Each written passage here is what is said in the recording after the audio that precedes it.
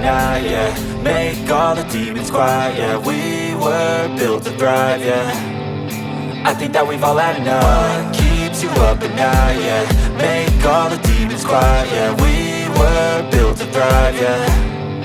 I think that we've all had enough. Oh, yeah, I think that we've all had enough. Sick of dealing with the old plan. They know that we're calling it wrong.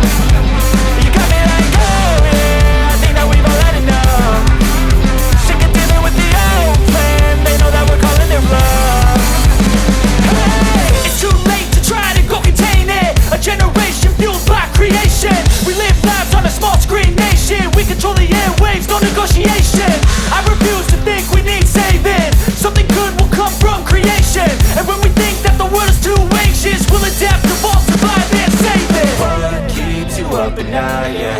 Make all the demons quiet, yeah. We were built to thrive, yeah. I think that we've all had enough. What keeps you up at night, yeah. Make all the demons quiet, yeah. We were built to thrive, yeah. I think that we've all had enough. Oh yeah, I think that we've all had enough.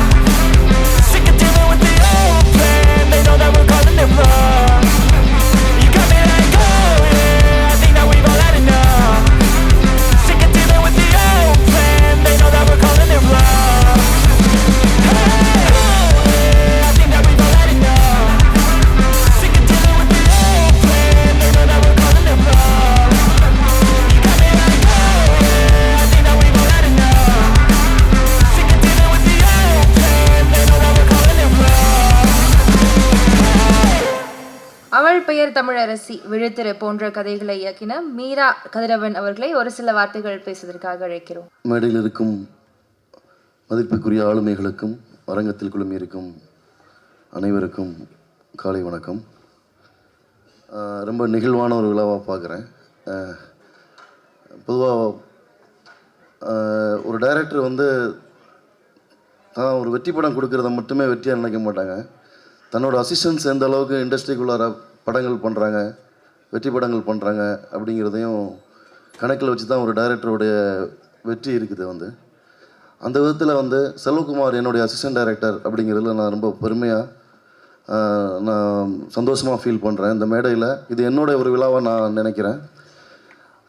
என்னோடய அசிஸ்டண்ட்டுங்கிறதுனால நான் producer என்னை கூப்பிடும்போது நன்றி சொன்னார்.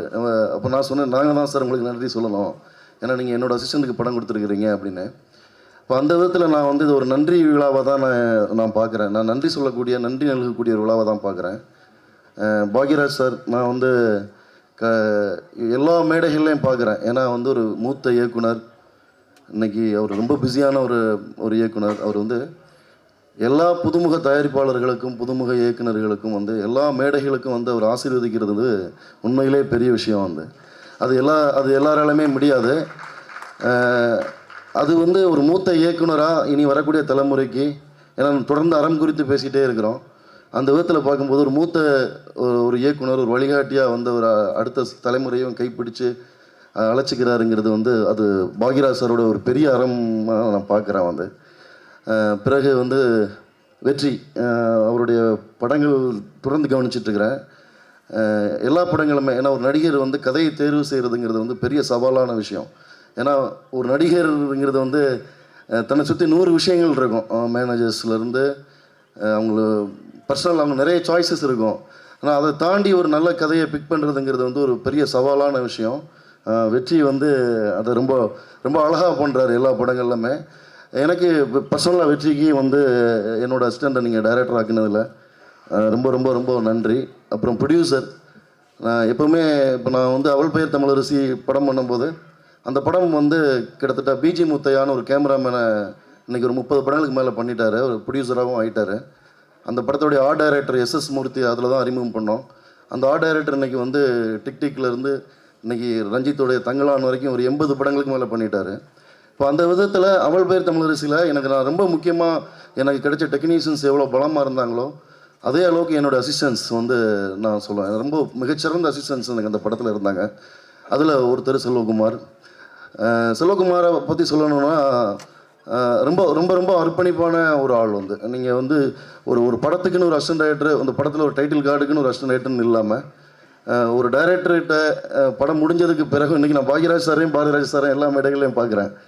ஒரு குரு சிஷியன் உறவுங்கிறது ஒரு படத்துக்கு அப்பாற்பட்டு, வெற்றி தோல்விக்கு அப்பாற்பட்டு அது இங்கே மெயின்டைன் ஆகுதுங்கிறதே ஒரு பெரிய விஷயம். அதை மெயின்டைன் பண்ணுறதுங்கிறது வந்து ஒரு பெரிய சவாலான விஷயம். அந்த விதத்தில் வந்து படம் ஒர்க் பண்ணி விட்டு வெளியே போன பிறகும் வந்து தன்னோட இயக்குநர்கிட்ட தொடர்ந்து தொடர்பில் இருக்கக்கூடிய ஒரு ஆளாக நான் வந்து செல்வகுமாரை பார்ப்பேன். எல்லா நல்ல விஷயங்களையுமே பேசுவார், பகிர்ந்துப்பார். இந்த படம் எனக்கு வந்து முன்னாடியே இதோட ஒரு அவுட்லைன் சொல்லியிருக்காரு. என்னென்னா வந்து ரொம்ப அழகான பிரமாதமான ஒரு கதை. அவர் பெரிய அளவில் வெற்றி பெறணும். இந்த படத்தில் நடிச்சிருக்கிறாங்க ஹீரோயின் ஷிவானி, படத்துடைய கேமராமேன் அவருடைய நெடுநல்வாடை எனக்கு ரொம்ப பிடிச்ச படம். ரொம்ப அழகாக ஒர்க் பண்ணியிருக்கீங்க. எடிட்டருக்கு எனக்கு எப்பவுமே ஃபேவரட்டான ஒரு எடிட்டர் காசி சார், என்னோடய பிரதர் கார்த்திக் நேதா, கவிதா பாரதி சார் என்னுடைய ரொம்ப ரொம்ப முக்கியமான ஒரு நண்பர்.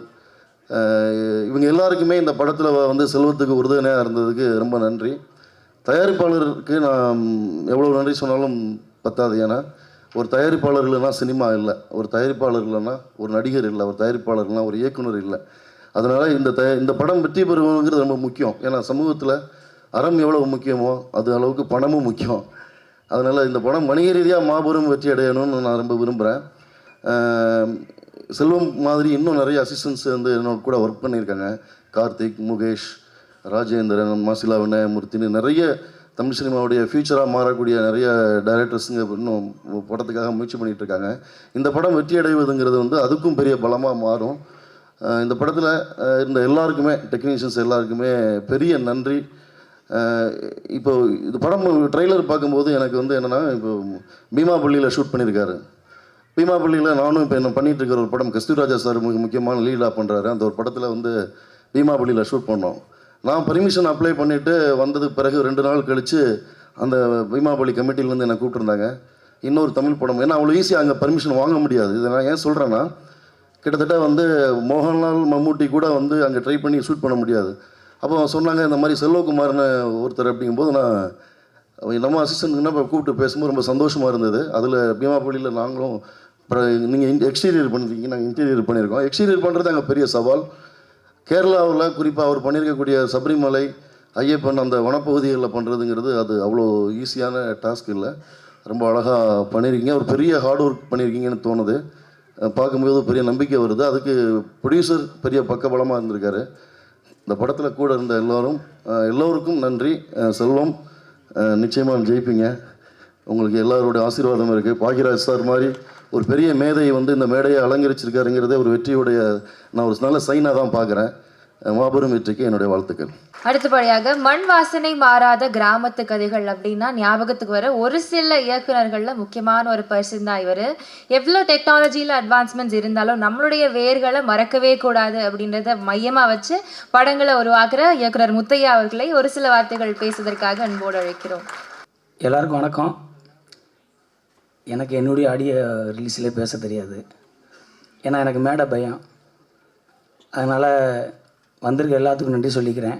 மேடையில் இருக்கிற இயக்குநர்களுக்கும் சிறப்பு அழைப்பாளர்களுக்கும் அதேமாதிரி மீடியா நண்பர்களுக்கும் நன்றியை தெரிவிச்சுக்கிறேன். எப்பயுமே என் காலத்தில் அந்த இதுலேருந்து, அதாவது 70, 80 பிறந்தவங்க எல்லாத்துக்குமே எப்பயுமே படமாக பார்த்து டைரக்டர் ஆகணும் ஆசையோடு வந்தவங்களில் எல்லாத்துக்குமே Bharathiraja sir, Bhagyaraj sir, Mahendran sir இவங்க தான் ஒரு மிகப்பெரிய முன்மாதிரியாக இருப்பாங்க. எல்லோருமே அவங்கள தான் கலைவனாக எடுத்துக்கிட்டு அங்கங்கே அவங்கக்கிட்ட ஒர்க் பண்ண முடியாட்டாலும் அவங்கள மானசீக குருவாக எடுத்துக்கிட்டு நாங்கள் வேலை பார்த்து இன்றைக்கி படம் பண்ணி அவங்க இருக்க மேடையிலேயே இன்றைக்கி நாங்களும் இருக்குங்கிறதுக்கு நாங்களும் வந்து நிற்கிறோம். அப்படிங்கிறதுல ரொம்ப சந்தோஷமாக இருக்குது, ரொம்ப பெருமையாகவும் இருக்குது. அந்த மேடையில் நிறைய இயக்குநர்கள், மந்திரமூர்த்தியாக இருக்கட்டும், அதேமாதிரி டாடா இயக்குனராக இருக்கட்டும், அவங்க எப்படி முதல் படத்தில் மிகப்பெரிய வெற்றி பெற்றாங்களோ அதே மாதிரி செல்வமும் வெற்றி பெறணும். ஏன்னா செல்வம் வந்து என்கிட்ட ஒர்க் பண்ணும்போது என்னடா மீரா சொன்ன மாதிரியா அவர்கிட்ட ஒர்க் பண்ணியிருக்கிறாரு, என்கிட்டையும் ஒர்க் பண்ணியிருக்கிறாரு. ஏன்னா எனக்கும் என்னுடைய உதவியாளர் தான். ஸோ அது ரொம்ப சந்தோஷம். என்னென்னா படம் எல்லார் மேடையுமே ரொம்ப முக்கியமான மேடையாக இருக்கும். இப்போ நான் குட்டி புலியில் எப்படி நின்னனோ அதே பொசிஷனில் தான் செல்வத்துக்கு இருக்குது. ஏன்னா அடுத்த வாரம் படம் ரிலீஸு, அவர் வெற்றி பெறணும். என்கிட்ட ஒர்க் பண்ணும்போது நான் செல்வா வந்து ஃபஸ்ட்டு அவரை நான் கூப்பிட்டது நான் இருக்குன்னா திருநெல்வேலி ஸ்லாங்கில் எல்லோரும் என்ன திருநெல்வேலி பேக்ரவுண்டில் படம் பண்ணுங்க அப்படின்னு நிறைய பேர் கேட்டுக்கிறப்போ, ஸ்லாங்காக திருநெல்வேலியை பற்றி தெரியும், ஆனால் ஸ்லாங்காக நம்மளுக்கு ஒரு கரெக்டாக பண்ணணுமே அப்படின்ட்டு செல்வம் பேசிகிட்டு இருக்கப்போ அவர் ஸ்லாங்கு பிரித்து விட்டுருவாப்புல, திருநெல்வேலி ஸ்லாங்கை அப்படியே அந்த மனசு அந்த மண் மாறாமல் பேசுவாப்புல. அந்த பேச்சுக்காண்டி தான் அந்த அவருடைய திருநெல்வேலி படம் பண்ணணும் அப்படின்னு சொல்லி பேக்ரவுண்ட் எடுக்கணும்னு சொன்னப்போ செல்வத்தை வந்து நான் கூப்பிட்டு அதில் ஒர்க் பண்ண சொன்னேன். ஸோ அதுக்கப்புறம் அந்த ஸ்கிரிப்ட் நான் வந்து போகாமல் விருமன் போயிட்டேன். அப்புறம் விருமனில் வேலை பார்த்தாப்புல. ஸோ அப்போ வேலை பார்க்கும்போது என்கிட்ட வந்து ஒரு நாள் 2 பேரும் பேசிக்கிட்டு இருக்கும்போது அண்ணே நான் ஒரு கதை சொல்கிறேன் கேளுங்க அப்படின்னாப்புல. சொல்லுங்கள் செல்வம் அப்படின்னு கதை சொன்னாப்புல. இதை தான் சொன்னாப்புல, பம்பரை சொன்னாப்புல. ரொம்ப சூப்பராக இருந்துச்சு. நான் அப்போ சொன்னேன், செல்வம் இந்த படம் வேலை பார்த்துட்டே இருங்க, கிடைக்கலன்னா எம் ப்ரொடக்ஷன்ஸில் எம் ஸ்டூடியோஸில் இதை பண்ணலாம், கண்டிப்பாக அதை நான் பண்ணுறேன், மாற்றுக்கிறதே கிடையாது. கௌதமுக்கு வந்து அட்வான்ஸ் கொடுத்து வச்சுருக்கேன், அதில் நம்ம கௌதம் வச்சு கண்டிப்பாக பண்ணலாம், கௌதம் கார்த்திக் வச்சு பண்ணலாம் அப்படின்னு சொல்லியிருந்தேன். சொல்லிவிட்டு 3ஆம் நாள் அண்ணே ஒரு சின்ன வெட்டி கூப்பிட்ருக்காப்புல, நான் போயிட்டு வந்துடுறேன் அப்படின்னு சொன்னாப்புல. சரி போயிட்டு வாங்க செல்வம் அப்படின்னு வேலை பார்த்துட்டு இருக்கும்போது போயிட்டு போய் ஸ்கிரிப்ட் சொன்னாப்புல, சொல்லிட்டு வந்திருக்காப்புல. என்ன சொல்லுவோம் அப்படின்னே, ஈவினிங் வந்து அண்ணே அட்வான்ஸ் கொடுத்தாங்கண்ணே அப்படின்னு சொல்லி காலில் விழுந்தாப்புல. ரொம்ப சந்தோஷமாக இருந்துச்சு. என்னடானா நம்மக்கிட்ட வேலை பார்க்குறவங்க நம்ம படம் அடுத்தடுத்து படம் பண்ணுறது முக்கியம் இல்லை, நம்மக்கிட்டேருந்து வேலை பார்க்குறவங்க படம் பண்ணுறது தான் நமக்கு பெருமை. அந்த வகையில் என்கிட்டருந்து ஃபஸ்ட்டு படம் பண்ணுறது வந்து ஃபஸ்ட்டு செல்வா தான். என்னுடைய உதவியாளர்கள் நிறைய பேர் இன்னும் முயற்சி பண்ணிக்கிட்டு இருக்காங்க, அவங்களுக்கும் அமையணும், இது மாதிரியா செல்வாக்கு அமைஞ்ச மாதிரி எல்லாத்துக்கும் அமையணும். அதனால் இப்போ நான் இன்றைக்கி வந்து எப்போயுமே செல்வா ஒரு விஷயந்தான், நம்ம வந்து நன்றி மறக்கக்கூடாது. இன்றைக்கி நான் ஒரு இயக்குனராக இந்த ஸ்டேஜில் இருக்கிறேன்னா அதுக்கு காரணம் சசிகுமார் சார். குட்டி புலிங்கிற ஃபஸ்ட்டு படம், அதே மாதிரியா ப்ரொடியூசர் முருகானந்தம் சார். அவங்க 2 பேர்த்தையும் என்றைக்கு எங்கள் அப்பா அம்மாவுக்கு அப்புறம் நான் மறக்கவே மாட்டேன். ஏன்னா எங்கள் அப்பா அம்மா எப்படி என்னால் மறக்க முடியாதோ அதே மாதிரி சசிகுமார் சாரையும் வில்லேஜ் ப்ரொடக்ஷன்ஸ் முருகானந்த சாரையும் என்னால் மறக்க முடியாது. அது மாதிரியே தான் ஒவ்வொரு இயக்குநர்களும் அவங்களுடைய ஹீரோக்களையும் அவங்களுடைய வாய்ப்பு கொடுத்த ப்ரொடியூசர்ஸையும் மறக்கவே கூடாது. அப்படி ஒரு வாய்ப்பு கொடுத்தவர் தான் தியாகராஜன் சார். அவர் வந்து ஏன்னா இன்றைக்கி நிறைய சினிமாவில் நிறைய பேர் ஊர்லேருந்து பஸ்ஸில் ஏறும்போது நான் பெரிய கேமராமேன் ஆனோம், பெரிய டைரக்டர் ஆனோம், பெரிய நடிகர் ஆனோம் அப்படிலாம் ஏறுவாங்க. யாரும் ப்ரொடியூசர் ஆகணும்னு யாரும் ஏறவே மாட்டாங்க. ஏன்னா பணம் தான் இங்கே எல்லாமே, வாழ்க்கையில் எல்லாமே நம்மளுக்கு கற்றுக் கொடுக்குறது எல்லாமே பணம் தான். ஆனால் அது மட்டும் இல்லாமல் ஒரு நல்ல படம் எடுக்கணும் அப்படிங்கிற பணம் மட்டும் சம்பாதிக்கணும்னு நினைக்காம அதில் ஒரு நல்ல படமாக பண்ணி பணம் சம்பாதிக்கணும் அப்படின்னு நினச்சிட்டு ஒரு நல்ல கதையை தேர்ந்தெடுத்த தியாகராஜனை கண்டிப்பாக ஜெயிக்கணும், கண்டிப்பாக ஜெயிப்பார். ஏன்னா அந்த கதையோட எனக்கு ஸ்கிரிப்ட் தெரியும். ஸோ அதுமாதிரி ட்ரெய்லர் பார்த்து ரொம்ப சூப்பராக இருந்துச்சு. செல்வா ரொம்ப கான்ஃபிடெண்ட்டாக நேட்டிவிட்டியான ஆள், ஸ்லாங்கு நல்லா பண்ணியிருக்கிறாரு, சூப்பராக பண்ணியிருக்காரு. கண்டிப்பாக இந்த படம் மிகப்பெரிய வெற்றி பெற என்னுடைய குலசாமி சீலக்காரியை நான் வேண்டிக்கிறேன். எப்பயுமே ப்ரொடியூசரை நம்ம மறக்கக்கூடாது, ஹீரோவை மறக்கக்கூடாது. அப்புறம் வெற்றியோட படம் வந்து ஜிவியாக இருக்கட்டும், எட்டு தோட்டாக்களாக இருக்கட்டும், அவருடைய பண்ணுற படங்கள் எல்லாமே அதாவது புதுசாக ஒரு கான்செப்டாக பண்ணுறாப்புல. அது வந்து கரெக்டாக அவர் சொல்லி முடித்தோடனே வெற்றி ஓகே பண்ணிட்டாரு அப்படின்னு சொன்னோடனே எனக்கு ரொம்ப சந்தோஷமாக இருந்துச்சு. பரவாயில்ல, ஒரு மீட்டரை கரெக்டாக பிடிக்கிறாப்புலே ஒரு ஹீரோ அப்படிங்கிறது ரொம்ப சந்தோஷமான விஷயம். ஏன்னா நிறைய உதவி இயக்குநர்கள் நல்ல நல்ல கதைகளை வச்சுக்கிட்டு அவங்க பாவம் கஷ்டப்பட்டு இடங்களை தேடிக்கிட்டு இருக்காங்க, தங்களுக்கு ஒரு அடையாளம் கிடைக்காதா அப்படின்னு தேடிக்கிட்டு இருக்காங்க. அவங்களுக்கெல்லாம் வெற்றி மாதிரியாக ஹீரோக்கள் தான் வாய்ப்புகளை கொடுக்குறாங்க, இப்படி செல்வா கொடுத்த மாதிரியா. ஏன்னா என்ன தான் இருந்தாலும் நம்ம முயற்சி பண்ணி நல்ல கதை அப்படின்னு எடுத்துக்கிட்டு போனாலும் அதை பண்ணுறதுக்கு ஒரு ப்ரொடியூசர் வேணும், அவங்க நம்புகிற ஒரு ஹீரோ வேணும். அப்படி ஒரு ப்ரொடியூசராக தியாகராஜ் அண்ணனும் வெற்றியும் செல்வாக்கு வாய்ப்பு கொடுத்துருக்காங்க. ஸோ அவங்களும் ஜெயிப்பாங்க, செல்வாவும் ஜெயிப்பாப்புல. மறுபடியும் என்னுடைய குலசாமி சீலக்காரியை வேண்டிக்கிறேன். இந்த படத்தை முக்கியமாக ஏன்னா அறம் சார்ந்து படம் சொல்கிறதுல ரொம்ப முக்கியமானது. இந்த படம் கண்டிப்பாக அன்பையும் அறத்தையும் ரொம்ப ஸ்ட்ராங்காக சொல்லும். ஏன்னா அந்த கேரக்டர் எனக்கு பிடிச்சதே அண்ணன் சொன்ன மாதிரி யாரும் சொன்னாங்க படம் பார்த்ததில்ல. கிளைமேக்ஸ் ரொம்ப இதாக நானே அந்த டென்ஷன், அந்த கிளைமேக்ஸ் ஒரு டென்ஷனாக இருக்கும். அந்த டென்ஷனுக்காக அந்த ஸ்கிரிப்டை நான் ஃபைனல் பண்ணேன். எனக்கு ரொம்ப பிடிச்சிருச்சு. அப்போயே சொன்னேன், இது பண்ணட்டும், இல்லை ஒன்றும் பிரச்சனை இல்லை, முயற்சி பண்ணுங்கள், இல்லைனா எம் ஸ்டுடியோஸில் நான் கண்டிப்பாக பண்ணுறேன் அப்படின்னு சொல்லியிருந்தேன். அந்த நம்பிக்கையை உடனே ஒருத்தர் இது பண்ணி இன்றைக்கி படமாக வந்து நிற்கிது. ரொம்ப சந்தோஷம். ஏன்னா நானும் ஒரு நல்ல கதையை கேட்டிருக்கோம் அப்படிங்கிற ஒரு கான்ஃபிடென்ட் எனக்கும் வருது. ரொம்ப சந்தோஷமாக இருக்குது. செல்வா வெற்றி வர வாழ்த்துக்கள். அண்ணன் தியாகராஜனும் வாழ்த்துக்கள். எல்லா பேரும் இந்த படத்தை மீடியா நீங்கள் தான் கொண்டு போகணும். உங்களுக்கு சொல்லவே வேண்டியதில்லை. ஏன்னா நீங்கள் நல்ல படங்களை கண்டிப்பாக கொண்டு போய் ஏகப்பட்ட ஒருதலை ரகத்திலிருந்து 16 வயதுலேருந்து எல்லா படத்தையும் இன்றைக்கி வரைய அயோத்தியா இருக்கட்டும், அப்புறம் டாடாவாக இருக்கட்டும், எல்லா படத்தையுமே கொண்டுட்டு போயிருக்கீங்க. கண்டிப்பாக நீங்கள் கொண்டு போகிற அளவுக்கு இந்த படம் கண்டிப்பாக இருக்கும். அந்த நம்பிக்கை எனக்கு இருக்குது. மறுபடியும் வாழ்த்துக்கள் வாழ்த்துக்கள் வாழ்த்துக்கள். நன்றி. முக்கோண விதிமுறை, ராபரி, கிரைம் அப்படின்ற கான்செப்ட்ஸை கன்ஃபியூஷனே இல்லாமல் யூஸ் பண்ணி ஒரு நீட்டான கான்செப்டில் ஒரு டிஃப்ரெண்ட்டான ஸ்டோரியை கொடுத்த வெற்றி கண்ட ஜிவி பட இயக்குனர் கோபிநாத் அவர்களை ஒரு சில வார்த்தைகள் பேசுவதற்காக அன்போடு அழைக்கிறோம். எல்லாருக்கும் வணக்கம்.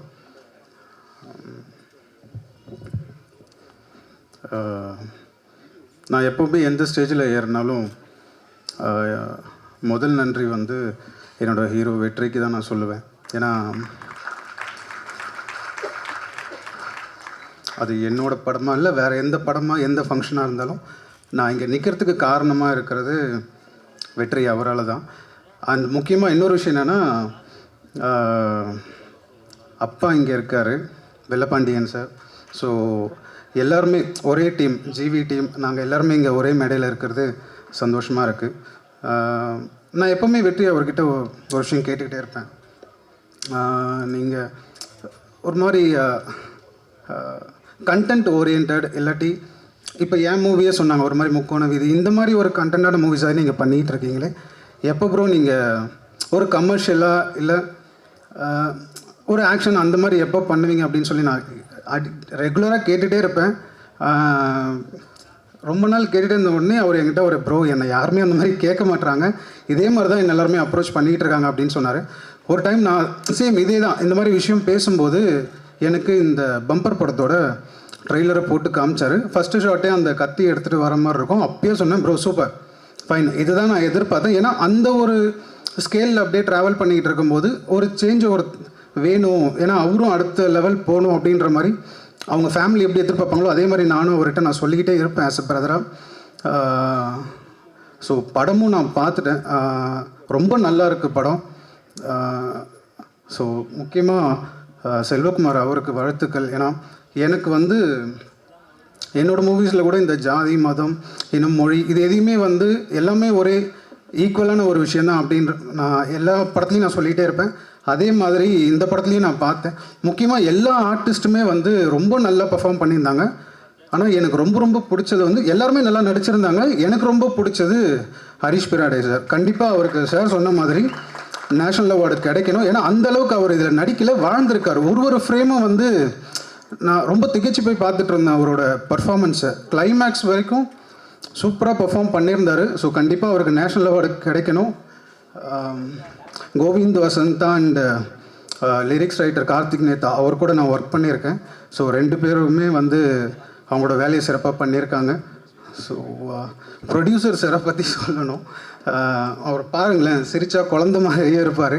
இன்றைக்கி காலையில் மீட் பண்ணும்போது வந்து கை கொடுத்தாரு. யூஸ்வலாக எல்லோரும் கை கொடுத்தா நம்ம ஹாய் அப்படின்ற மாதிரி கை கொடுப்போம். என்னை தெரியுதா அப்படின்னாரு. ஆனால் யாருன்னு தெரியல அப்படின்னேன். உடனே சிரிச்சுட்டே சரி விடுங்க அப்படின்னாரு. அதுக்கப்புறம் தான் எனக்கு டக்குன்னு அதுக்கப்புறம் தான் எனக்கு ரெஜிஸ்டர் ஆச்சு அவரோட ஃபேஸு. ஆனால் ஒன்றும் இல்லைண்ணே, இன்னிலேருந்து நீங்கள் தானே ட்ரெண்ட் ஆவீங்க. கண்டிப்பாக உங்களை இன்னிலேருந்து எல்லாருக்குமே தெரிய வரும். ஸோ டீம் எல்லாருக்குமே வாழ்த்துக்கள். பாயிரா சார் தேங்க்யூ சார், உங்களை எல்லா ஃபங்க்ஷன்ஸ்லேயும் நான் பார்த்துட்ருக்கேன். நன்றி. So thank you so much. Thank you so much. முக்கியமாக ஒருத்தரை பற்றி சொல்லணும். ஃபைட் மாஸ்டர் சுதேஷ் மாஸ்டர், அவரை பற்றி நான் பேசணும்னு நினச்சேன், மறந்துட்டேன். ஏன்னா நல்ல டேலண்டான ஒரு ஸ்டண்ட் கோரியோகிராஃபர், பட் சின்ன சின்ன ப்ராஜெக்ட்ஸை பண்ணிகிட்டு இருக்காரு. கண்டிப்பாக மாஸ்டர் உங்களுக்கான டைம் வரும், அப்போ நீங்கள் அடுத்த லெவலுக்கு நீங்கள் போவீங்க. வாழ்த்துக்கள் மாஸ்டர். தேங்க்யூ. ஸோ அடுத்தபடியாக யார் நம்ம கூப்பிட்டு போகிறோம் அப்படின்னா, ஒரு சில டிரெக்டர்ஸ் தான் வந்துட்டு ஒரு பர்டிகுலர் குரூப் ஆஃப் ஆடியன்ஸை அப்படியே பிடிச்சிப்பாங்க. ஒருவேளை வந்து வயதானவங்களா இருக்கலாம், இல்லை குழந்தைங்களா இருக்கலாம். ஆனால் ஒரு சிலர் தான் ஒரு ஃபுல் ஜென்ரேஷனே அப்படி வளைச்சி போட்டுப்பாங்க. அப்படி ரீசெண்ட் டேஸில் ஒரு என்டையர் யங் ஜென்ரேஷனை வந்து ஒரு செமையான படமை கொடுத்து அப்படியே கவர்ந்த ஒரு இயக்குனர் அப்படின்னா கணேஷ் பாபு அவர்கள், டாடா படத்தின் இயக்குனர். ஓகே, எல்லாருக்கும் வணக்கம். மேடையில் இருக்க எல்லாருக்குமே வணக்கம். வந்திருக்க எல்லாருக்கும், ஊடக மற்றும் பத்திரிகை நண்பர்கள் எல்லாருக்கும் வணக்கம். ஸோ ரொம்ப டைம் எடுத்துக்கல. எனக்கு என்ன பிடிச்சிருந்தது மட்டும் சொல்லிட்டு போயிடுறேன். ஆக்சுவலி இது ரொம்ப ரொம்ப சர்ப்ரைஸாக இருந்துச்சு எனக்கு பார்க்கும்போது. ரொம்ப டெக்னிக்கலாக ஒரு ஸ்ட்ராங்கான ஃபிலிமாக இருக்குது. இது எனக்கு ரொம்ப பார்க்கும்போதே தெரிஞ்சது. எனக்கு ஆக்சுவலி ரொம்ப எல்லாருமே டு த ஃபுல் கொடுத்துருக்காங்க. வெறும் கேமரா டிபார்ட்மெண்ட் கூட கிடையாது, டிஐ பண்ணவங்க கூட சூப்பராக பண்ணியிருக்காங்க படத்தில். ஸோ அது ரொம்ப எனக்கு ரொம்ப பிடிச்சிருந்துச்சு. அண்ட் ஒரு ஒரு டைரக்டரோட ஒரு ஒரு ஒரு ஸ்ட்ராங்கான ஒரு விஷயம் என்னென்னா அந்த கேஸ்டிங்னு ஒரு விஷயம். ஸோ இந்த படத்தில் எனக்கு தெரிஞ்சு ஒவ்வொரு டேரக்டரும் ஒர்க் பண்ணணும்னு ஆசைப்படுற ஆர்டிஸ்ட் எல்லாருமே இந்த படத்தில் இருக்காங்க. ஸோ அது எனக்கு ரொம்ப பிடிச்சிருந்துச்சி கேஸ்டிங். ஏன்னா சார்லாம் எனக்கு ரொம்ப ரொம்ப பிடிக்கும், அவர் கூட ஒர்க் பண்ணணுன்னு ரொம்ப எனக்கு ஆசை இருக்குது. அது மாதிரி எல்லாருமே ப்ளஸ் வெற்றி சார் கூட வர ஆர்டிஸ்ட் எல்லாருமே, தங்கதுரை நல்லா கேரக்டர் ஆர்டிஸ்ட்டாக பார்க்குறது.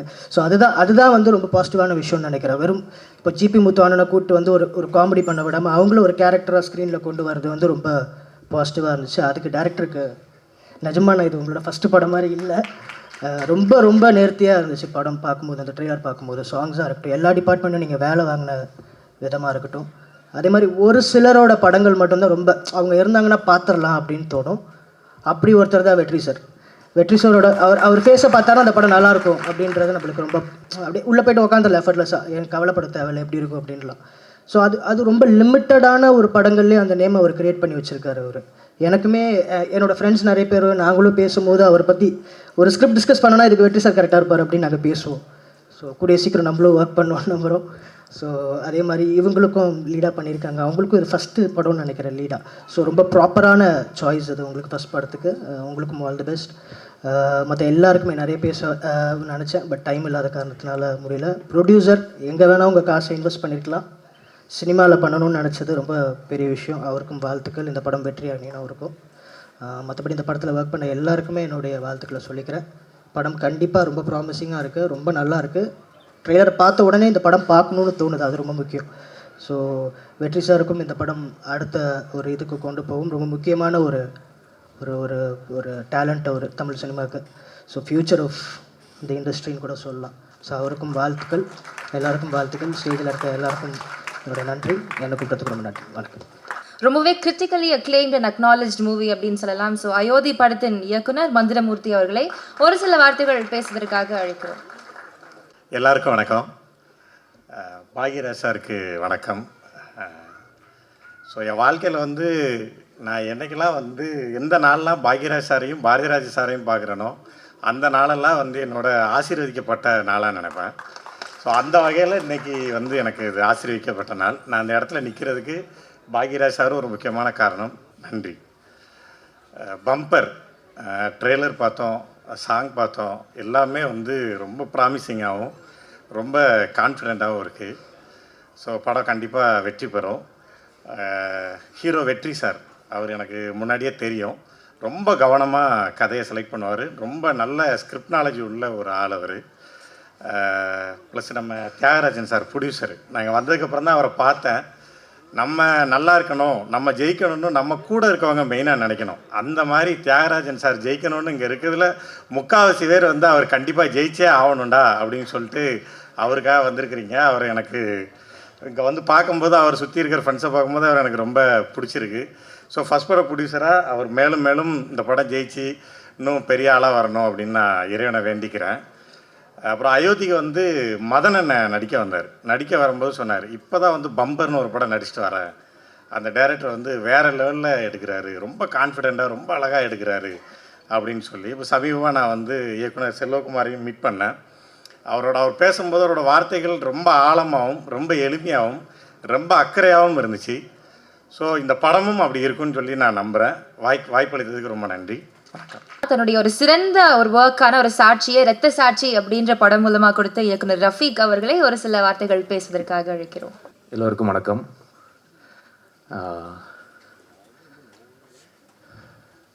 இங்கே வந்து ஒரு சமூகமும் வந்து ஒரு அடையாளத்தை தன்னோட அடையாளமாக வச்சுக்குது. அது சில சமூகம் வீரத்தை, சில சமூகம் விடுதலையை, சில சமூகம் வந்து ஒரு வியாபாரத்தை, இந்த மாதிரி ஒவ்வொரு சமூகத்துக்கும் ஒரு அடையாளம் இருக்குது.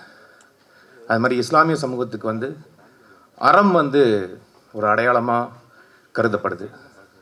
எங்களுக்கு சின்ன வயசுலேருந்து வந்து அறத்தை பற்றி எதை போதிக்கிறத விடையும் அறத்தை பற்றி போதிக்கிறது வந்து ரொம்ப அதிகமாக இருக்கும். ஸோ அந்த அடையாளத்தை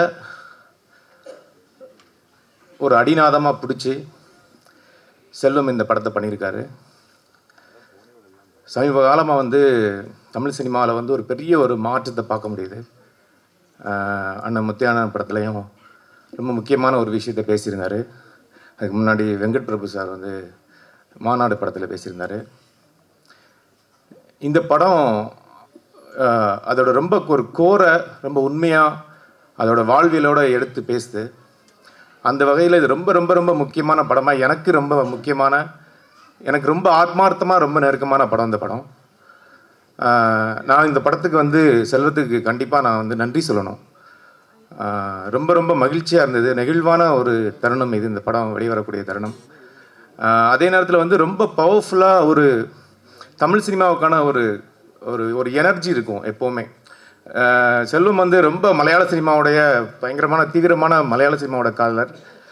மலையாள சினிமாவில் ரொம்ப கதைக்களம் எல்லாமே இருக்கும்.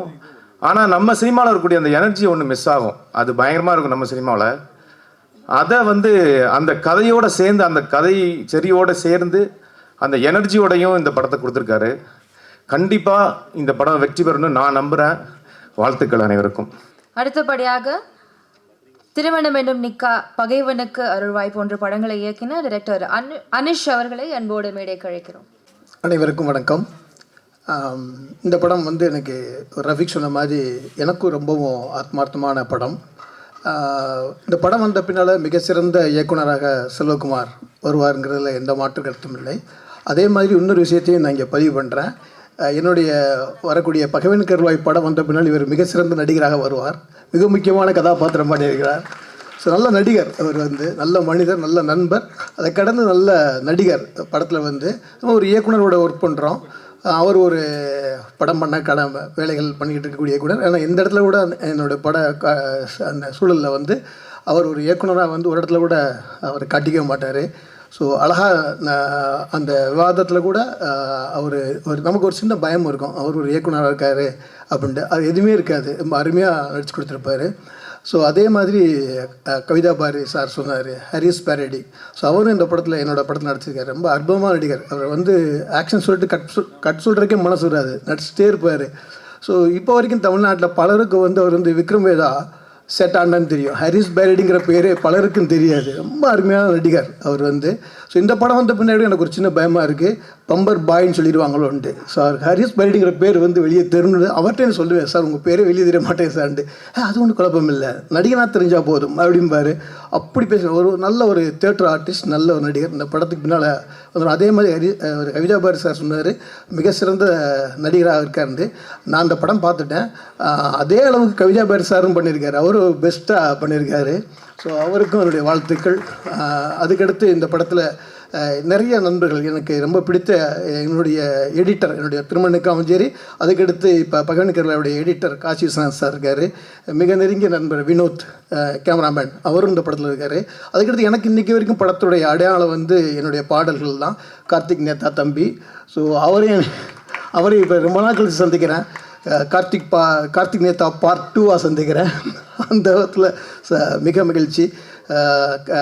படத்தினுடைய கதாநாயகன் வெற்றி அவருக்கும், இந்த மற்ற இங்கே மேடை இருந்திருக்க அனைத்து என்னுடைய முன்னோடிகளுக்கும் அனைவருக்கும் நன்றி. செல்வகுமார் மிகப்பெரிய உழைப்பாளி, அவருக்கு நல்ல வாய்ப்பை ஏற்படுத்தி கொடுத்த தயாரிப்பாளர் தேவராஜன் சாருக்கு வாழ்த்துக்கள். பம்பர் மிகப்பெரிய வெற்றியடைய வாழ்த்துக்கள். அனைவருக்கும் நன்றி, வணக்கம். அடுத்தபடியாக இயக்குனர் திருமலை அவர்களை ஒரு சில வார்த்தைகள் பேசுவதற்காக அன்போடு அழைக்கிறோம். வந்திருக்கிற அனைவருக்கும் வணக்கம். ரொம்ப மகிழ்ச்சியாக இருக்குது, ரொம்ப நாளுக்கு அப்புறம் ஒரு ஆடியோ ஃபங்க்ஷனில் வந்திருக்கக்கூடிய அத்தனை விருந்தினருக்கும் திருக்குறளை கொடுத்தாங்க இயக்குனர் அவர்களும் தயாரிப்பாளர்களும். இதுவே ஒரு பெரிய அறம். அதை கடந்து தமிழ் சினிமாவில் சிறந்த படைப்புகள் எல்லாம் வெளியே வரணும் அப்படின்னு சொன்னால் ஒரு சிறந்த படைப்பாளிகள் கண்டெடுக்க போது தான் அந்த படைப்புகள் வெளியே வரும். அப்படி இந்த மேடையில் சிறந்த படைப்பாளிகளை எல்லாம் ஒன்றிணைத்திருக்கக்கூடிய ஒரு விழாவாக நான் பார்க்கிறேன். அதை கடந்து ஒரு தயாரிப்பாளர் சினிமாவை நேசித்து கதையை நேசித்து இந்த படம் எடுக்க வேண்டும் என்கின்ற எண்ணம், அதுவும் முதல்ல எடுக்கக்கூடிய ஒரு தயாரிப்பாளர் இதை தேர்ந்தெடுத்திருக்கார் என்று சொன்னால் அதுதான் அந்த படத்தினுடைய வெற்றி. அப்படி ஒரு சிறந்த தயாரிப்பாளர் அண்ணன் அவர்கள் இந்த படத்தை தயாரிச்சிருக்கார்.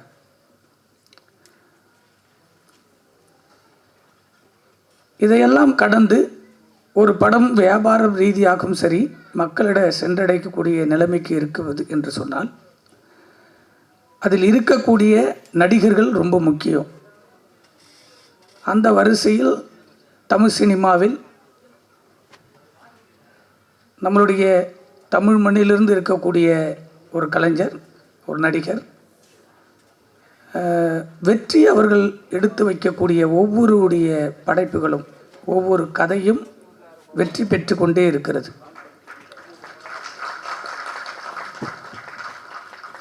பணம் வாங்கிட்டு நடிக்கிறதை கடந்து ஒரு நல்ல கதையை தேர்ந்தெடுத்து இதில் தான் நடிக்க வேண்டும், அந்த படங்கள் எல்லாம் வெற்றி அடைகிற போது தன்னை அறியாமலேயே தமிழ் சினிமாவுக்கு ஒரு உயர்ந்த நிலைக்கு வளர்ந்து கொண்டே இருக்கும்.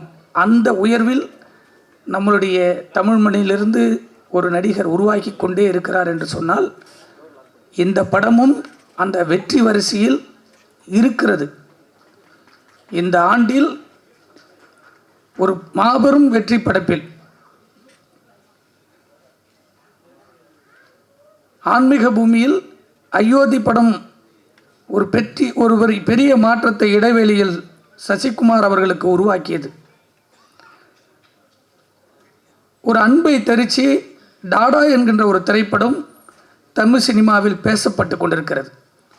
இப்படிப்பட்ட சிறு படங்களுடைய படைப்புகள் வெளியே வருகிற போதுதான் தமிழ் சினிமா உயர்ந்து கொண்டே இருக்கும். அதேபோல் இந்த பம்பர்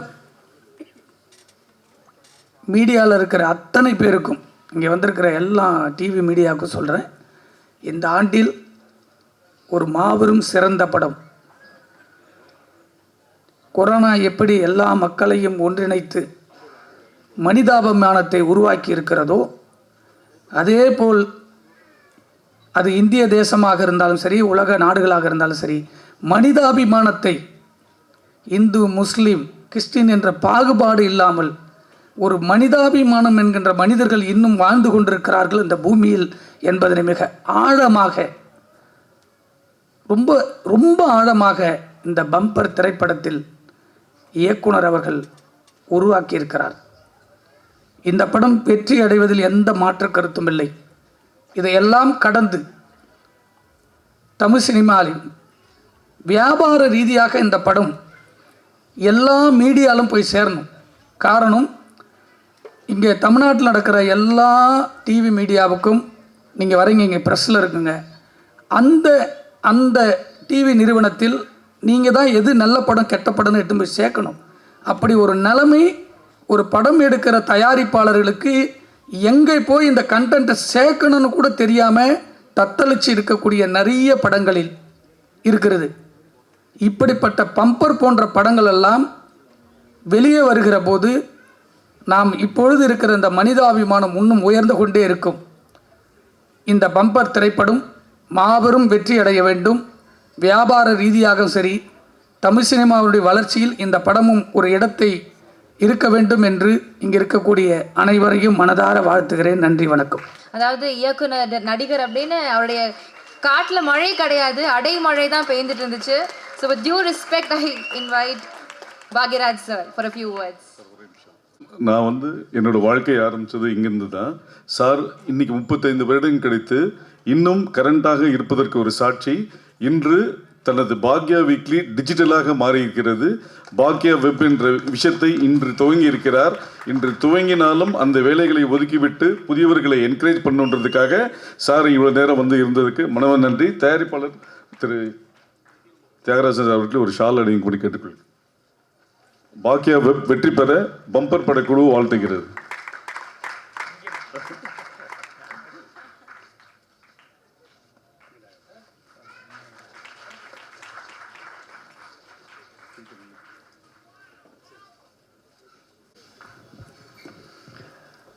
மரியாதைக்குரிய அனைத்து பத்திரிகையாளர் மற்றும் ஊடக நண்பர்கள் எல்லாத்துக்கும் என்னுடைய பணிவான வணக்கம். அதே மாதிரி இங்கே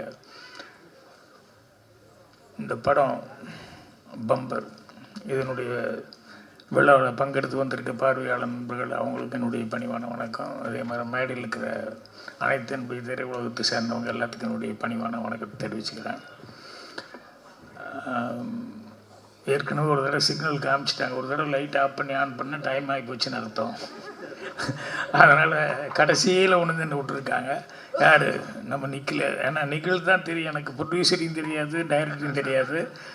ஆனால் நிக்கில் வந்து சார் இதுக்கு வரணும், நிக்கில் அவ்வளோ சீக்கிரம் யாருக்கும் தொல்லைப்படுத்த மாட்டாப்புல.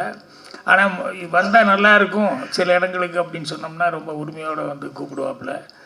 ஸோ அவருக்கும் தொகுப்பாளி கொஞ்சம் நேரம் ரெஸ்ட் எடுத்துகிட்டு இருக்காங்க, அவங்களுக்கு எல்லாத்துக்கும் என்னுடைய பணிவான வணக்கம் தெரிவிச்சுக்கிறேன். அட்வான்ஸாக வந்து படத்தினுடைய டைரக்டர் செல்வகுமார்லேருந்து ஹீரோ ஹீரோயின் அதுக்கப்புறம் நடிகர்கள் நிறைய பேர் இருக்காங்க. அதில் நடித்தவங்கெல்லாம் வந்து அவர் முத்து இருக்கார், தங்கத்துறை இருக்கார், கவிதா பாரதி, இன்னும் நிறைய பேர் இருக்காங்க.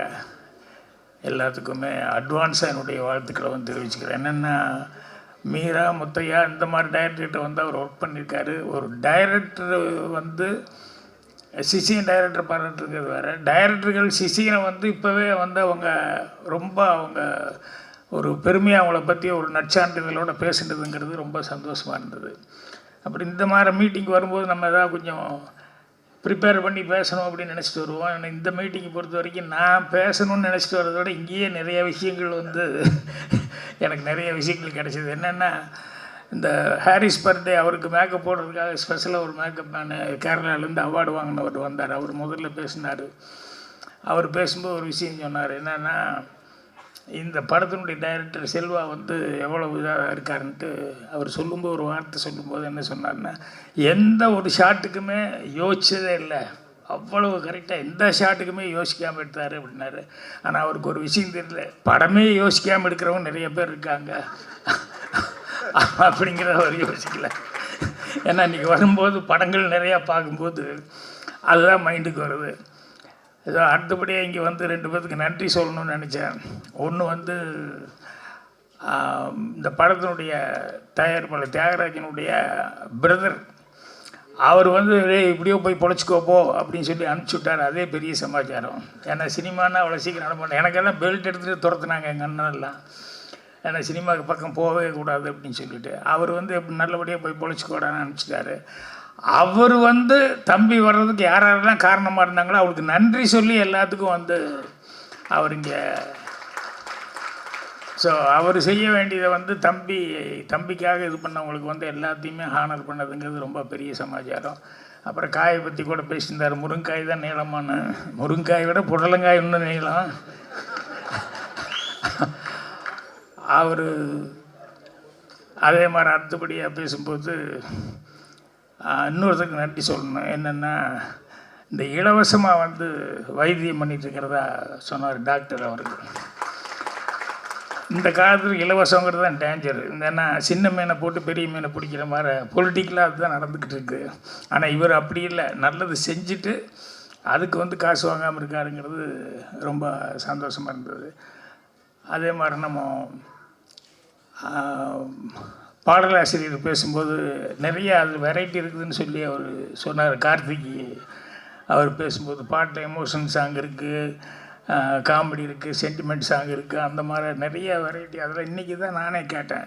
நிறையா டைப்பில் பாட்டுகள் நம்ம படத்தில் எல்லாமே வந்திருக்கும். அதுக்கு இன்னென்ன பேருங்கிறதெல்லாம் எனக்கு தெரியல. இன்றைக்கி தான் கேட்டேன். ஒன்று விட்டார், புரியாமல் பாட்டு எழுதுறதுன்னு ஒன்று இருக்குங்க. என்ன வார்த்தைன்னே தெரியாது, அதுக்கு அர்த்தம் போய் அகராதியில் தேடிக்கிட்டு இருக்கணும். அந்த மாதிரியெல்லாம் கூட பாட்டுகள் வந்துட்டுருக்கு. ஆனால் இதில் வந்து அவர் அந்த மாதிரிலாம் இல்லாமல் சிறப்பான முறையில் பாட்டு எடுத்திருக்காரு.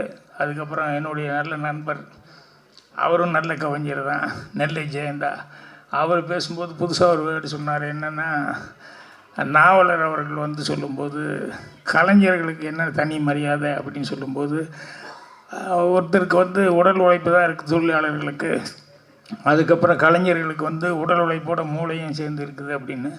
அதுக்கப்புறம் கலைஞர்கள் வந்து திரையில் தோன்றாங்க, அவங்களுக்கு வந்து உடல் உழைப்பு மூளை அதோடு சேர்ந்து இதயமும் சேர்ந்து ஒர்க் பண்ணுது அப்படிங்கிற மாதிரி சொன்னார். கேட்குறதுக்கு நல்லா இருந்தது. ஆனால் எல்லாத்துக்கும் இதயம் ஒர்க் பண்ணுதானா அது கிடையாது. ஒரு சில பேர்த்துக்கு தான் இதயம் ஒர்க் பண்ணிகிட்ருக்கு. எப்படி சொல்கிறேன்னா, நேற்று கூட இப்போ ஒரு திருமலை உட்காந்துருக்காரு, ராதாகிருஷ்ணன் இப்போ தான் போனார். நேற்று கூட ரைட்டர்ஸ் யூனியனில் சம்பள பிரச்சனைக்காக உட்காந்து பேச போனோம். சரி, இருக்கிறதுலே ரொம்ப பாதிக்கப்படுறவன் ரைட்டர் தான். ஆனால் ரைட்டர் தான் முதல்ல கதையை செலக்ட் பண்ணிட்டு தான் பாக்கி எல்லாத்துக்குமே மொத்த எல்லாருமே மியூசிக் டைரக்டர்லேருந்து எல்லாத்தையுமே அதுக்கப்புறம் தான் ஃபிக்ஸ் பண்ணுறாங்க.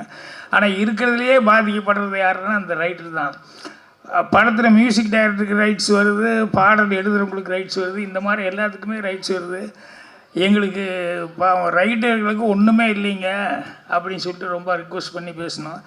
ராதாகிருஷ்ணன் எங்கள் கஷ்டத்தை சொல்லும்போது அதை விட ரொம்ப கஷ்டமாக நாங்கள் ஏதாவது அவருக்கு ஹெல்ப் பண்ணுங்கிற அளவுக்கு அவர் தயாரிப்பாடியில் உள்ள கஷ்டத்தை பற்றி ஆரம்பிச்சிட்டாரு. சரி, யார் கஷ்டத்தை யார் பெருசாக எடுத்துக்கிறதுன்னு தெரியாத அளவுக்கு இருக்குது. ஆனால் இதே வந்து ரைட்டர்ஸுக்கு வந்து பார்த்தீங்கன்னு சொன்னோம்னா, அந்த காலத்தில் அமிதாப் பச்சன் அவர்கள்லாம் வந்து அவரை போய் அவர் சூப்பர் ஸ்டார் அவர் சைன் பண்ண போகும்போது அவர் வந்து அந்த ரெட்டையர்கள் இருந்தாங்க, அவங்க 2 பேர்த்திட்ட முதல்ல வந்து சைன் பண்ணிவிட்டு வாங்க அப்படின்னு சொல்லிட்டு, சலீம் ஜாவத் அவங்கக்கிட்ட சைன் பண்ணிட்டு வாங்க, அதுக்கப்புறமா நான் இது பண்ணிக்கிறேன் அப்படின்னு சொல்லிட்டு அந்த ரைட்டர்களுக்கு தான் ஃபஸ்ட்டு ப்ரிஃபரன்ஸ் கொடுத்தாரு. அவங்களும் அந்த அளவுக்கு அமிதாப் பச்சனை தூக்கி நிறுத்துறதுக்கு அவங்க மெயினாக அவ்வளோ இது பண்ணாங்க. அந்த இது வந்து அந்த மரியாதைகள் வந்து தெலுங்கு இண்டஸ்ட்ரியிலையும் இன்றைக்கி இருந்துட்டுருக்கு, நல்ல சம்பளம் இருந்துட்டுருக்கு. அதே மாதிரி எல்லாருமே ஆர்டிஸ்ட்டுகள்லாம் அதுக்கு வந்து நல்ல ஹெல்ப் பண்ணிகிட்ருக்காங்க. மலையாளத்துலேயும் வந்து கேரளா இண்டஸ்ட்ரியில் அதுலேயும் வந்து ரொம்ப அதுக்கு உண்டான இதெல்லாம் இருக்குது. தமிழில் மட்டும் அது ரொம்ப கம்மியாக இருக்குது. ஒரு சில ஹீரோஸ் மட்டும்தான் ரெக்கக்னைஸ் பண்ணுறாங்களே ஒழிய பாக்கி யாரும் ரெக்கக்னைஸ் பண்ணல. அதில் அவர் வெற்றி நினைக்கும் போது ரொம்ப சந்தோஷமாக இருக்குது. என்ன அப்படின்னு சொன்னோம்னா, முதல் படம் வந்து அவர் செய்யும்போது அவர் சொந்த காசு போட்டு செஞ்சார், அடுத்தவங்க காசுலாம் டெஸ்ட் பண்ணல, அவர் சொந்த காசு போட்டு ப்ரொடியூஸ் பண்ணார்.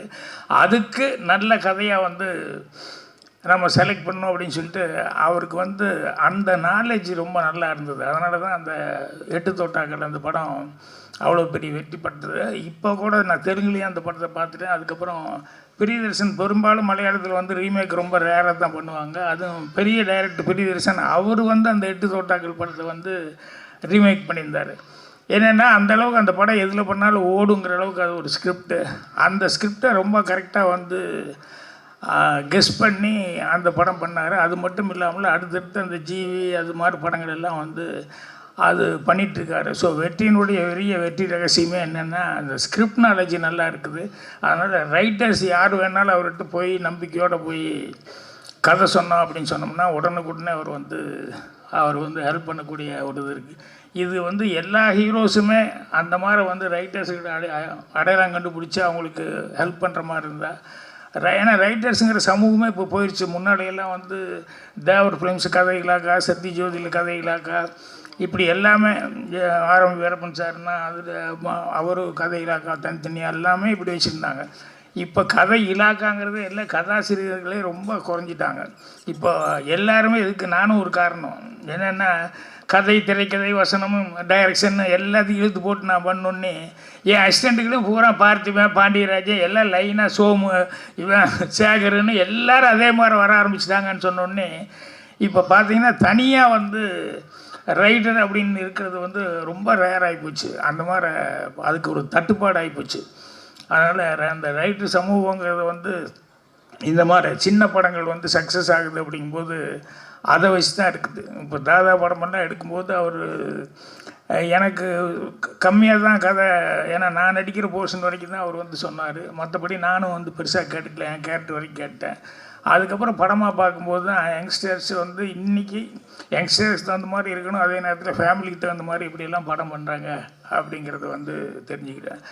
ஸோ இவ்வளோ பேர்த்துக்கிட்ட வந்து இன்றைக்கி ஒரு செல்வகுமார் அவர்கள் வந்து இவ்வளோ பேரும் சொல்கிற அளவுக்கு வந்து இந்த பம்பர் படம் பண்ணியிருக்காரு அப்படின்னு சொல்லும்போது அது கண்டிப்பாக வெற்றி வந்து அதை கேட்டுக்கிட்டு அவரே பிரியப்பட்டு நான் செய்கிறேன் அப்படின்னு சொல்லிட்டு இந்த படம் செஞ்சுருக்காருங்கும்போது கண்டிப்பாக ஏற்கனவே பேசினவங்க சொன்னாங்களே இது பம்பர் அடிச்சிருச்சு அப்படிங்கிற மாதிரி சொன்னாங்க. இனிமேல் பேங்க்கில் போய் வாங்க வேண்டியது மட்டும்தான் பாக்கி அப்படின்ட்டு. கண்டிப்பாக இந்த படம் வந்து சக்ஸஸ் ஆகிறதுக்கு எல்லா விதத்துலேயுமே தான் இருக்குது. நான் சொல்லணும்னு நினச்சிட்டு வந்து என்னென்னா இந்த பம்பருங்கிறது என்னென்னா ஒரு மனுஷனுக்கு நல்ல நேரம் கெட்ட நேரம் இருக்கிறது இல்லையா, நேரத்தை பொறுத்து தான் இதெல்லாம் அமையிறது. இந்த லாட்டரி சீட்டு இதெல்லாம் அமையிறதுங்கிறது எல்லாம் நேரத்தில் கூட நல்ல நேரம் கெட்ட நேரம் இல்லாமல் நல்ல நேரத்தில் கெட்ட நேரம் இருக்குது, கெட்ட நேரத்தில் நல்ல நேரம் இருக்குது. இப்போ இந்த மாதிரிலாம் நிறையா விஷயங்கள் வந்து இருக்குது. என்னென்னா ஒருத்தர் ஆஃபீஸுக்கு வேலைக்கு போனோடனேயுமே அவனுக்கு ஒரு வேலை கிடச்சிருச்சுன்னு ஒரு பயங்கர சந்தோஷத்தில் உடனே ஒரு ஃபோன் அடித்து ஒன் காஃபி அப்படின்னு சொல்லிட்டு சொன்னான். யாருக்கிட்ட பேசிட்டு தெரியுமா அப்படின்னு கேட்டான் எதிர்த்தாப்பில். இவன் முழிக்கிறான், என்னடா ஒரு காஃபி சொன்னால் யாருக்கிட்ட பேசிட்டு தெரியுமான்னு. நான் தானே முதலாளி எம்டிடா, எனக்கு ஃபோன் பண்ணி நீ பேசிட்டு இருக்கிய அப்படின்னு நீ ஷாக் ஆகிட்டான். சார் நான் யாரும் உங்களுக்கு தெரியுமான்னு. அதுதான் தெரியல, அதனால தான் கேட்குறேன் நான். சந்தோஷ் சார்னு வச்சுட்டான். கெட்ட நேரத்தில் நல்ல நேரம் என்னென்னா அவ்வளோ பேர் அங்கே வேலை பார்த்துட்ருக்காங்க, அதனால் இவன் யாருங்கிறது தெரியல. இது கெட்ட நேரத்தில் நல்ல நேரம், நல்ல நேரத்தில் கெட்ட நேரம்னு சிலதெல்லாம் இருக்குது. அது என்னென்னா பீர் அடிச்சுட்டு பசங்க யங்ஸ்டர்ஸ் எல்லாம் அப்படி ஜாலியாக போகும்போது போலீஸ் வந்து பிடிச்சிட்டாங்க, தப்புன்னு குத்தோட அழுனாங்க. அப்புறம் இன்ஸ்பெக்டர் பார்த்தாரு, டிபார்ட்மெண்ட் இருக்கவர், அவங்களுக்கும் எல்லாமே வந்து எப்பவுமே வரப்பாக இருப்பாங்கன்னு சொல்ல முடியாது, அதுலேயும் கொஞ்சம் சாஃப்ட் நேச்சர் இருக்கவும் நிறைய பேர் இருக்காங்க. அதில் என்னடா பண்ணுறீங்கன்னா ஸ்டூடெண்ட்டு அப்படின்னு ஒன்று அப்புறம் திட்டியான முடியல படிக்கிறதுக்காக அனுப்பிச்சி விட்டோம்னா இப்படி வந்து பீர் அடிச்சுக்கிட்டு இப்படி வந்து இப்படி சுற்றிக்கிட்டு இருக்கீங்க, உங்களுக்கு கேஸ் எல்லாம் ஆச்சுன்னா படிப்பு என்ன ஆகுறது அது என்ன ஆகுறது அப்படின்னு சொல்லிட்டு சரி தொலைஞ்சு போயிடலாம் அப்படின்னு சொல்லிட்டு இனிமேல் இந்த தப்பெல்லாம் பண்ணாதீங்க அப்படிங்கிற மாதிரி சொல்லிட்டு விட்டார். அப்புறம் போகும்போது ஒருத்தன்கிட்ட இங்கே வா அப்படின்னு ஒன்று எல்லோரும் அந்த அட்ரஸ் சொல்லிட்டு போங்க, ஏன்னா நீங்கள் மறுபடியும் இந்த தப்பு பண்ணக்கூடாதுன்னா அந்த வழியாக வரும்போது உங்கள் வீட்டுக்கிட்ட வரும்போது உங்கள் பேரண்ட்ஸ்கிட்ட மாதிரிலாம் விசாரிச்சுக்கிறேன், பசங்க கரெக்டாக வீட்டுக்கு வர்றாங்களா போகிறாங்களான்னு கரெக்டாக விசாரிச்சுக்கிறேன்னு. அது ஒரு நல்ல நேரம். அவர் வந்து யாரையும் பனிஷ் பண்ணல. இதில் 2 பேர் கரெக்டாக வந்து அவன் அட்ரஸ் சொல்லிட்டான். ஒருத்தனுக்கு பயம் என்னென்னா இவர் பாட்டில் வீட்டில் தான் வந்து